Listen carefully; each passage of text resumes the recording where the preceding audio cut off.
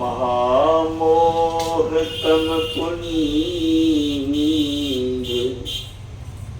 जासु वचन रवि कर निकर।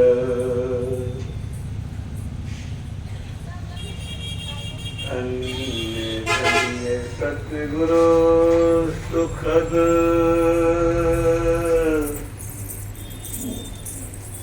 महिमा कही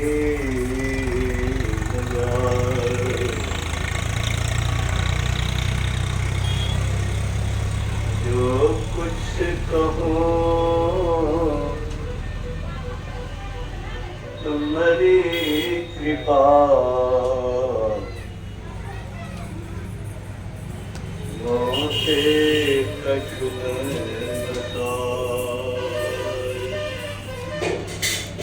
श्री सद्गुरु महाराज की जय। पूज्य गुरुजन सत्संग सज्जन पूज्य माताओं बहनों, बहुत देर से हम लोग संत वचन ज्ञान गंगा में अवगाहन कर रहे हैं। संत वचन वह सुधा देव की जिसके सदा सिखाए। संत का वचन अमृत, देवता भी इसको सिखाई। बराबर में कहता हूं कि अमृत की चर्चा हम लोग बचपन से ही सुनते आ रहे हैं, लेकिन अमृत को देखा नहीं। विष खा के लोग मरे हैं सुनता रहता,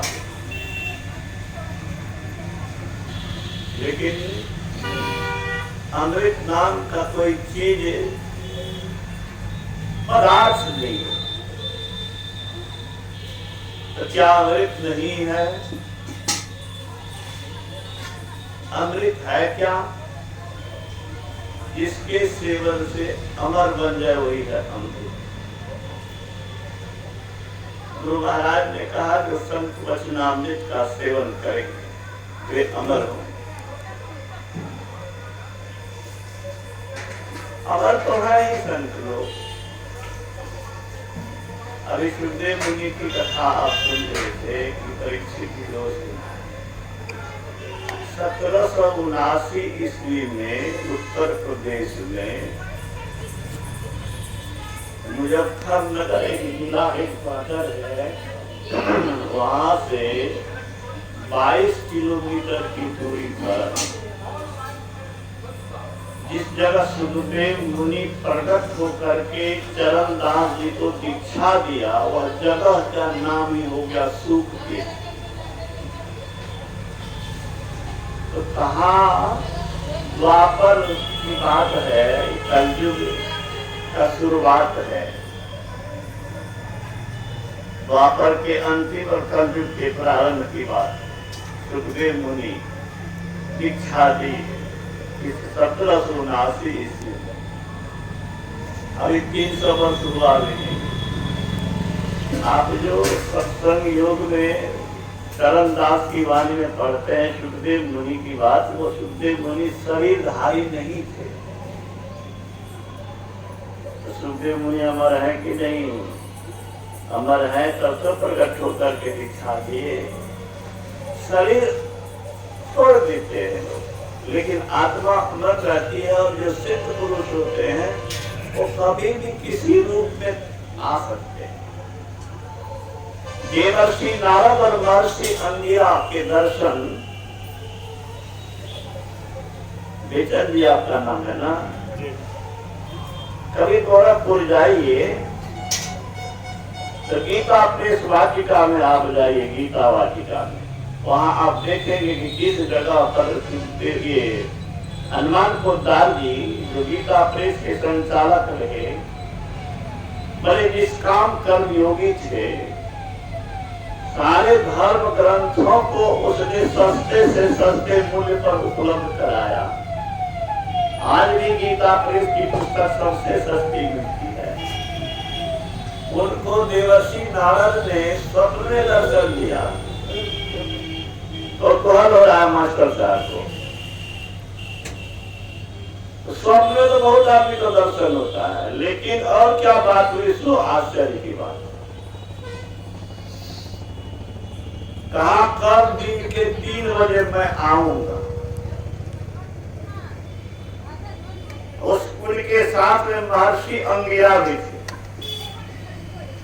ठीक दिन के 3 बजे, उसके पहले उन्होंने लिपाई बताई प्रांगण का किया।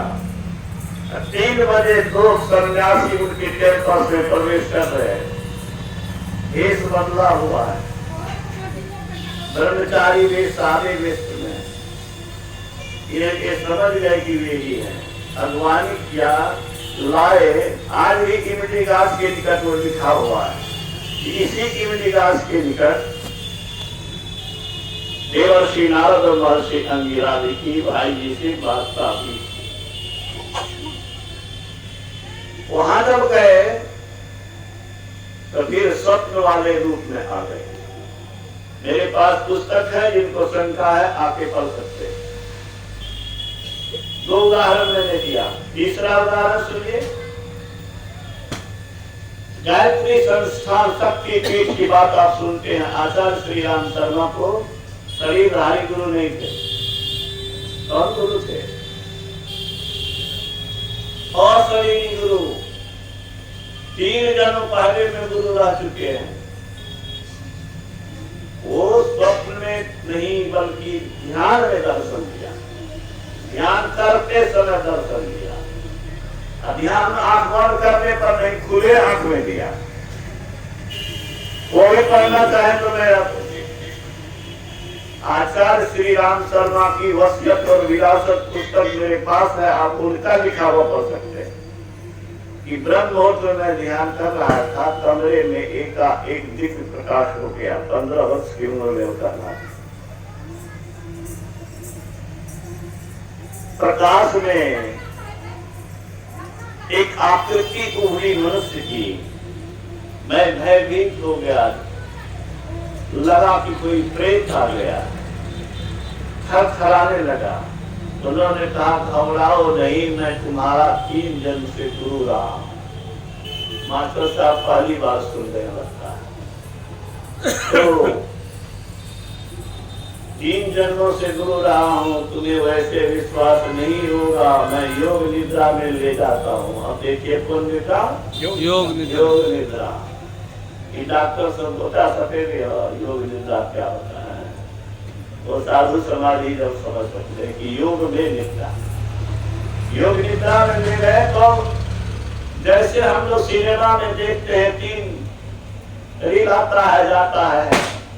3 जन्मों के दृश्य को देखा। फिर आचार्य श्री राम शर्मा उनके चरणों पर गिर करके कहा, आज से मेरे लिए आप ही भगवान हैं, जो आदेश करेंगे वो करूंगा।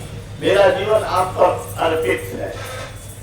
पाखंड अरु अहंकार तजी, निष्कपट हो अरु दीन हो, सब कुछ समर्पण कर गुरु की सेव करनी चाहिए। हम लोग रोज गाते हैं। वो उन्होंने जीवन में उसकी शब्द को उतार दिया। तो मैं बहुत उदाहरण देके नहीं, मैं एक ही बात कहना चाहता हूँ कि संत अमर होते हैं। गुरु महाराज ने भी कहा। तो चलिए केवल हम लोग सत्संग करते हैं की बात नहीं, परंतु वे भी हैं जो चले गए हैं और हैं। 24/1/82 को कोपाघाट में, 2 मार्च 70 को दिल्ली में महाधिवेशन ऑल इंडिया कॉन्फ्रेंस। पूरे भारत के सत्संग प्रेमी एकत्रित, भारत सरकार के बड़े बड़े मंत्री। वहां पर गुरु महाराज ने कहा, जीवन मुक्त लोग सत्संग आते हैं, चाहे गुप्त होकर या प्रकट होकर। तो इस संत वचनामृत साधारण बात नहीं है, अमृत है। क्या है अमृत? ये संत का जो ज्ञान है, वचन है, वही अमृत। गुरु महाराज ने कहा, जैसे कोई मंदिर का पुजारी प्रसादी बांटता है, वैसे मैं भी संतों की वाणी की प्रसादी बांटता हूं। जो कोई आदर पूर्वक श्रवण मनन और निधिध्यासन करके संत वचनामृत का सेवन करेंगे, उसका निश्चित रूपेण कल्याण होगा। इसमें किसी को रंश मात्र भी संदेह नहीं करना चाहिए। कल्याण का चीज संसार में कोई बता नहीं सकता। अगर बता सकता है तो हमको कहिए कौन चीज से कल्याण होगा। कल्याण की का मार्ग, कल्याण दिलाने वाला संत ही है और कोई नहीं। कल्याण का अर्थ क्या होता है? दुख रहित जीवन, दुख रहित सुख, नित्यानंद ब्रह्मानंद प्राप्त हो जाना, जो आनंद कभी समाप्त न हो। संसार को कहते हैं कि संसार अनित्य है, अनित्य नहीं है।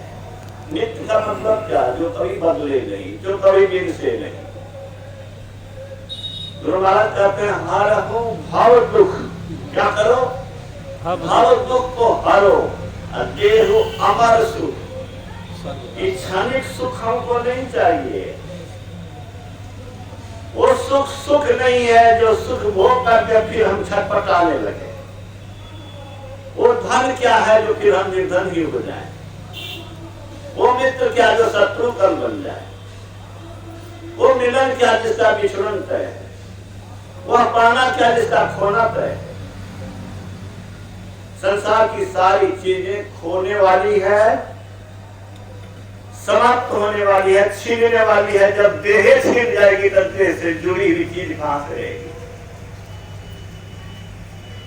लेकिन एक चीज है जो छीनती नहीं है। दिन दिन बढ़त सवारी, राम धन कबहू न लागे काई। गुरु महाराज कहते हैं कि इस जन्म में जो भजन करेंगे, सत्संग करेंगे, अगले जन्म में उसका मन, उसकी बुद्धि, उसका शरीर तीनों उत्तम हो। उत्तम उत्तम पाते पाते आखिरी जन्म ऐसा होगा कि मरिए तो मर जाइए, छूट पड़े जंजार, ऐसी मरनी को मरे दिन में 100 बार। जा मरने से जग डरे मेरे मन आनंद, कब मेरी हो कब पाई हो और पूरन परमानंद। पूरन परमानंद, पूर्ण परम आनंद। मरने से, कौन मरने से? जो मौत लोग मरते हैं उस मौत से नहीं, देह में रहकर देह से अलग हो जाना, यह भी एक मरना है। शरीर में प्राण है लेकिन श्वास नहीं चल रही है, नाड़ी गति बंद है, जीवत ही मृतक होके रहते हैं। ऐसी जो हाँ। तो ठीक है, आपने जीवत ही मर जाइए ऐसा जो कमाइए संत नाम साहब।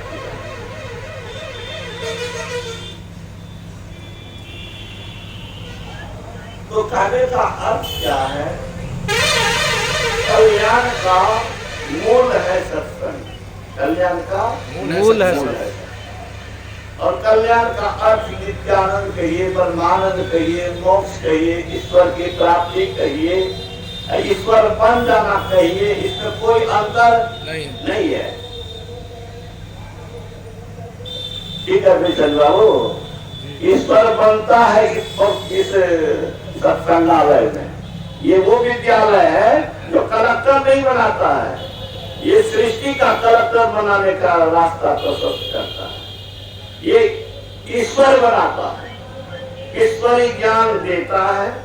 ईश्वरी ज्ञान को जो अपनावेगा वह ईश्वर बन जाएगा। ब्रह्मविद ब्रह्मैव भवति। गुरु महाराज ने स्पष्ट कहा, उनकी मौज हो गई। मैं बराबर तो नहीं, कभी कभी कहता हूँ कि साधारण लोग कहते हैं, गुरु महाराज ने कहने की कृपा की, दोनों में फर्क है। कहना और कहने की कृपा में फर्क है। क्या फर्क है? वो तो समाधि के आनंद को छोड़ करके कुछ कहते हैं, तो हम लोगों पर कृपा करते हैं, हम लोग तो वैसे बकबक करते हैं। साधारण लोग कहते हैं, अगर संत कुछ कहते हैं तो समझिए कि कहने की कृपा की। तो उन्होंने पूछने की कृपा की। इससे पूछने की कृपा की। शांति संदेश के संपादक रह चुके मगध विश्वविद्यालय के हिंदी विभाग के विभागाध्यक्ष, पुनपुन कॉलेज के पूर्व प्रिंसिपल, गुरु महाराज के जीवन पर पीएचडी और डीलिट करने वाले डॉक्टर नागेश चौधरी नागेश को इनकी सत्ता है, इनका शासन है। सीधे शब्दों में बिहार में किसका शासन तो कहेंगे? नीतीश का शासन। संसार में किसका शासन? उन्होंने कहा ईश्वर की सत्ता है। गुरु महाराज ने कहा संत की भी सत्ता है। अखिल भारतीय के मंच से नागेश बाबू इस प्रसंग को दोहराते रहते थे। तो संत की भी सत्ता है। गुरु महाराज ने कहा जो योगाभ्यासी साधना करके अस्थूल शरीर से सूक्ष्म शरीर में, सूक्ष्म से कारण शरीर में जाते, एक शरीर छोड़ के दूसरे शरीर में जाना दूसरा जन्म कहलाता है। अस्थूल से सूक्ष्म में गया प्रताप, दूसरा जन्म हुआ कि नहीं? गुरु महाराज कहते हैं कि वे विलक्षण द्विज हैं। क्या है? विलक्षण द्विज। विलक्षण द्विज है, विशेष लक्षण वाला द्विज, विलक्षण द्विज।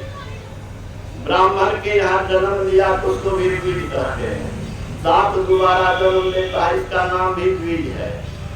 पक्षी का जन्म भी दोबारा होता है, पर अंडा के रूप में अंडा फोड़ के, तो उसका भी नाम द्विज है। ठीक है।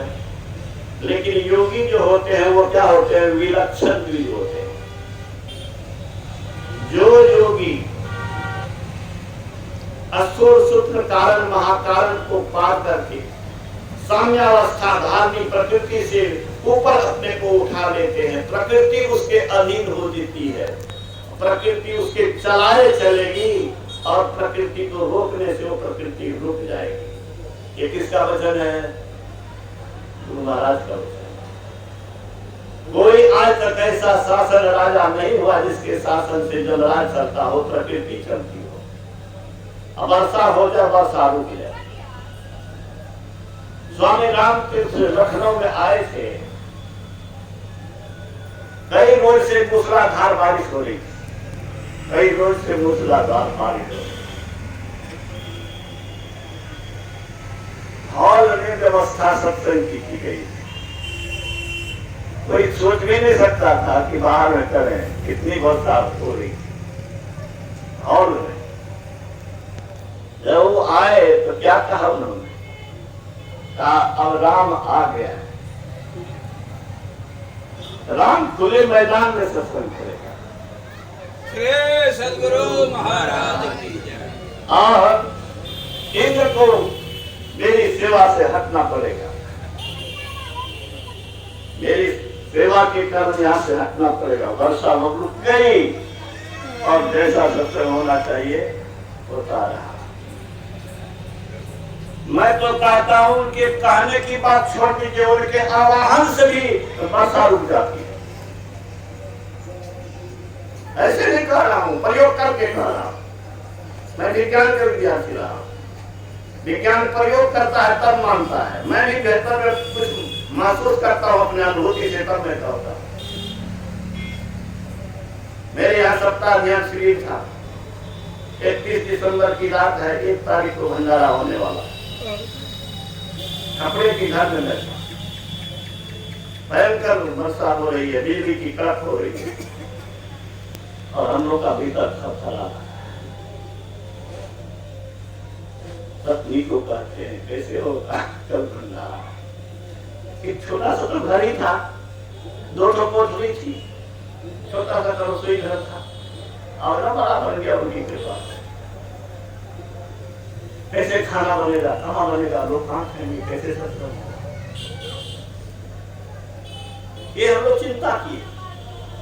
और आपको जान के आश्चर्य होगा, हम लोगों ने अपनी आंख से देखा, इस जीवन में कैसे हो सकता हूं। सुबह में ऐसा सूर्य निकला जैसे वैशाख में निकलता, और 10 बजे से 11 बजे के ध्यान में जो बाहर में बैठे थे सबके शरीर से पसीना निकला था 1 जनवरी के दिन। तो मैं तो कहता हूं कि उसके आने की बात तो छोड़ दीजिए, उनकी कृपा मात्र से प्रकृति बदल जाती है।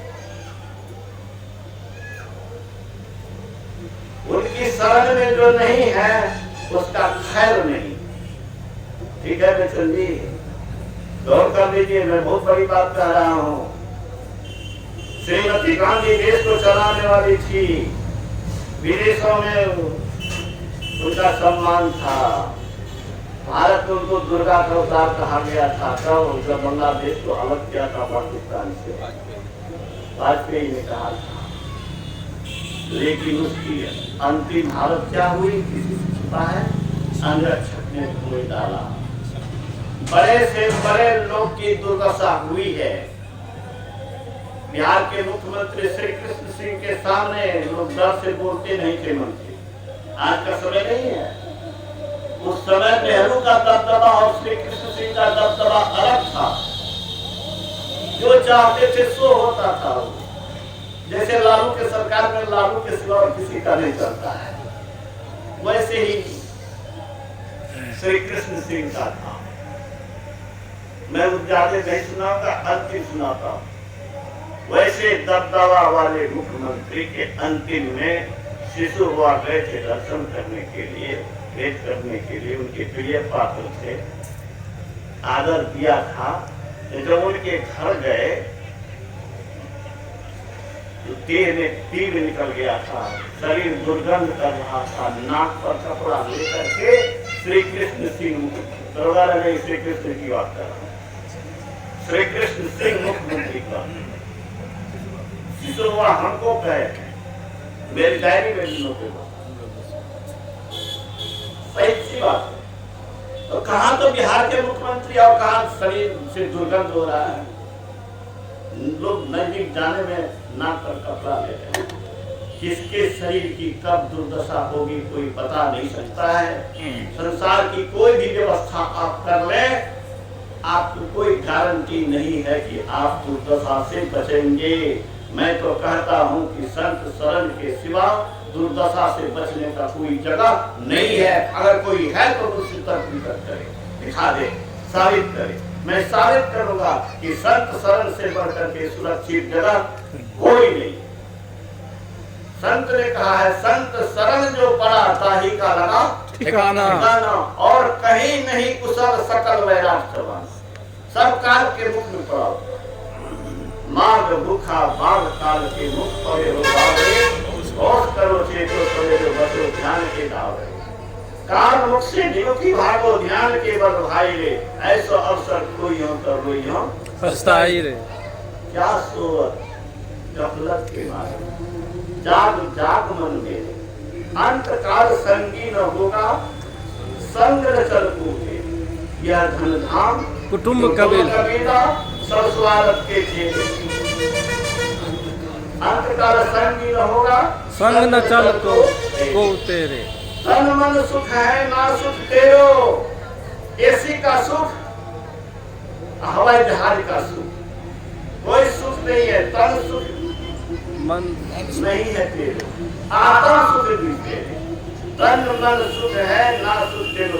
जिस चीज में आपके मन को सुख लगता है, जिस चीज से आपके शरीर को सुख मिलता है, वह असली सुख नहीं है, वह दुख में बदलने वाला है कि नहीं। तन मन सुख है ना सुख तेरो, आत्म सुख निज तेरे।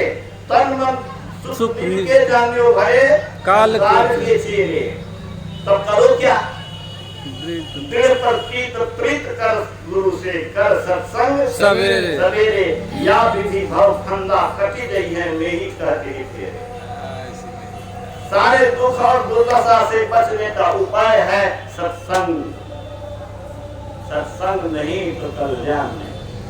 सत्संग नहीं तो उस वृक्ष का बीजारोपण नहीं जिस वृक्ष में मोक्ष का, कल्याण का, ईश्वरत्व का, दुर्दशा से बचने का, सुरक्षित जगह जाने का रास्ता मिलता है। बुद्ध मंगल में संत समाजो जो जगंगम तीर्थ राजो। आपने सुना ही होगा पाठ हुआ। आनंद और कल्याण सत्संगति मुद मंगल मूला सोई फल सिद्धि संसाधन कूला। एक वृक्ष लगाते हैं आम का लगाते हैं आम फलता है, केला लगाते हैं केला फलता है। ये सत्संग मूल है, जड़ है किसका? सत्संगति मुद मंगल मूला। मुद बना आनंद, मंगल बना कल्याण। आनंद और कल्याण रूपी वृक्ष का जड़ है।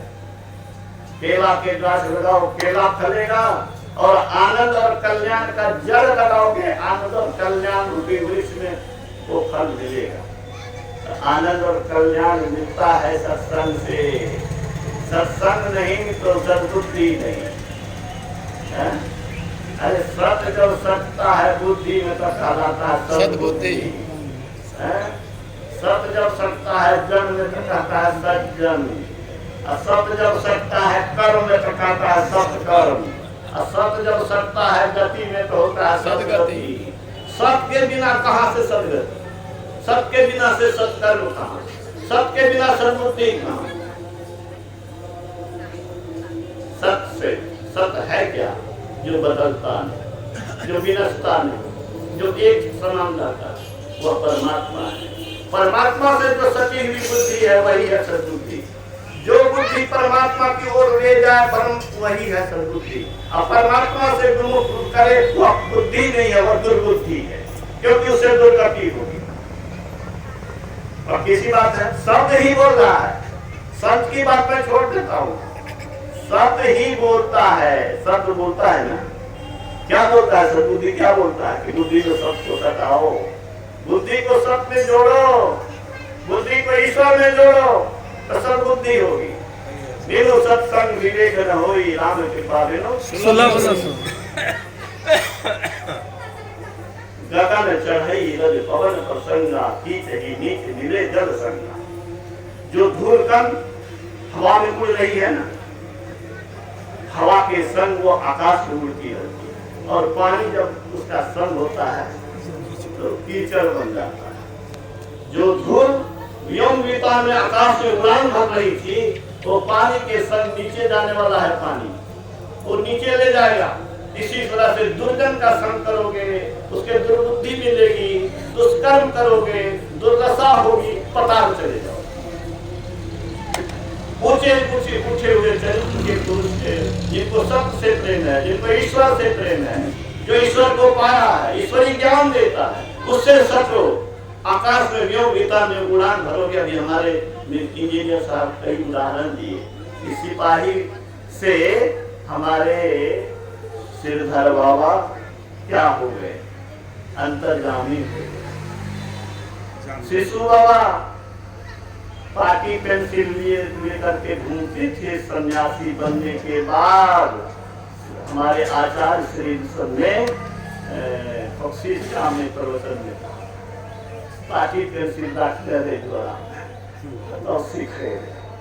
सन्यासी बनने के बाद और उस आदमी के स्वागत में बड़े बड़े अफसर, बड़े बड़े इंजीनियर, PID और बिहार के मुख्यमंत्री एरोप्लेन पर हेलीकॉप्टर पर भागलपुर ले गए। गोबर की पूजा करते थे।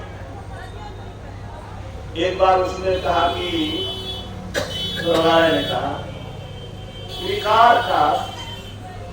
विकार काम क्रोध लोभ मोह इत्यादि विकार का दमन होता है समन में।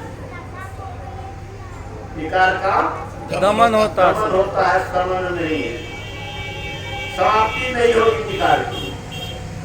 कुछ लोग विकार का ज्यादा दमन कर पाते हैं, कुछ लोग कम कर पाते हैं, लेकिन विकार का समाप्ति नहीं कर पाते। तो गुरु महाराज के पास से शुरू हुआ गए 70 ईस्वी की बात है, पूर्णिया में सत्संग में गुरु महाराज से जब कहा से शुरू आने की हुजूर कहते हैं कि विकार का ये दिन पेट्रोल खत्म हो जाएगा गाड़ी चलने के लिए। सूरज में क्या है पेट्रोल मालूम है? उसमें हाइड्रोजन हीलियम में बदलता है। ठीक है, हाइड्रोजन हीलियम में बदलता है। हाइड्रोजन का जो परमाणु है वह हीलियम में जब बदलता है भारी नाभिक बनता है। बहुत छोटा कण है नाभिक, इतना छोटा कण है कि आंख से आप देख न सकते हैं, लेकिन वह टूटता है। कितना टेम्परेचर पर? करोड़ डिग्री सेल्सियस पर, करोड़ डिग्री सेल्सियस पर टूटता है और टूट के टूट करके हाइड्रोजन से हीलियम बनता है। उसके बदले में जो मात्रा में कमी होती है बहुत स्लाइट, मतलब चावल के कण के बराबर अगर कण में मात्रा में कमी हुई तो लाखों क्विंटल आप कोयला जला दीजिए, उतनी गर्मी उत्पन्न होती है। समझ रहे हैं? इसीलिए नाभिक ऊर्जा उसको कहते हैं, न्यूक्लियर एनर्जी, बड़ी पावरफुल एनर्जी। इतना डीजल जलाइएगा कि इतना तो गर्मी होगा। ठीक है, चुटकी भर जब जला दीजिएगा तो पूरा को जला देगा। ये है नाभिकीय ऊर्जा। वो नाभिकीय ऊर्जा है हाइड्रोजन से हीलियम में बदलना और उससे प्रकाश होना। जिस दिन हाइड्रोजन उसका खत्म होगा, विज्ञान कहता है कि उस दिन सूर्य की भी मौत हो जाएगी। सूर्य की आयु 2 अरब वर्ष हुई है, 2 अरब वर्ष और रहेगा। यही सूरज की आयु है, सूरज की भी मौत हो। लेकिन एक सूर्य है, वह सूर्य अपने अंदर में है। एक प्रकाश बाहर में है जिसको सोर्स चाहिए, अंदर में किसी सोर्स की जरूरत नहीं है। अंदर में बिना सोर्स के लालटेन जलाओ, तेल डालो तो जला, बिजली दो तो नहीं जलता। इस प्रकाश के लिए स्रोत चाहिए, साधन चाहिए, तब प्रकाश होगा। बिना साधन के अंदर में प्रकाश हो रहा है, वह कौन प्रकाश है? ईश्वरीय प्रकाश है। आत्मा अजर है, आत्मा अमर है, आत्मा अक्षय है। आत्मा की शक्ति खत्म होने वाली है, अनंत अपार शक्ति संपन्न ये आत्मा है। इसीलिए इसका एनर्जी कभी खत्म होने वाला नहीं है, इसलिए इसका प्रकाश भी कभी खत्म होने वाला नहीं है। उसी को दिव्य प्रकाश कहते हैं, उसी को ब्रह्म प्रकाश कहते हैं। अंदर में ब्रह्म प्रकाश भी है, अंदर में ब्रह्म शब्द भी, ब्रह्म नाद भी। नित्य सत्संगति कर लो प्यारा तेरा कार सरे सरे। सार काल का निर्णय करके घर चेतन धारा तीर्थ के द्वारा द्वारे का उसी में आया है ब्रह्म ज्योति ब्रह्मनाद को सहारा लेकर के आप आगे बढ़ते हैं, ईश्वर के पास जाते हैं। अभी मैं आ रहा था, सत्संग का बात हो रहा था, गुरु महाराज की तरफ उन्होंने क्या कहा? अंदर में क्या मिलेगा? अंदर के अंतिम पद में परमात्मा मिलेंगे, अंदर में मिलेगा। और बाहर में क्या मिलेगा? उन्नति कीर्ति गति बुद्धि भलाई, जब यही चेतन कहानी पाई सो जानवर सत्संग प्रभाव लोक वेदना अनुभव। भीतर में घुसोगे तो भीतर में ईश्वर मिलेगा। ईश्वर मिल गया, क्या पाने को बाकी रहेगा? बोलो। ईश्वर अनंत अथाह अपार शक्ति संपन्न आनंद स्वरूप, कल्याण स्वरूप, शांति स्वरूप, सामर्थ्य स्वरूप, अजर अविनाशी अमर तत्व है, वही हम भी हैं। हम अपनी शक्ति को पहचानेंगे, हम अपने को जानेंगे। नहीं जानोगे तो दुर्दशा से कोई बचाने वाला नहीं है। संसार में किसी के पास जाओ, ये ज्ञान मिलने वाला नहीं। ये ज्ञान संत के पास है, संत साहित्य में है। हम लोग उसी संत साहित्य का सेवन करते हैं और हम लोग बम बम कर रहे हैं भीतर से। क्या है बम बम कर रहे हैं? सामर्थ्यवान गुरु है। अरे वर्षा को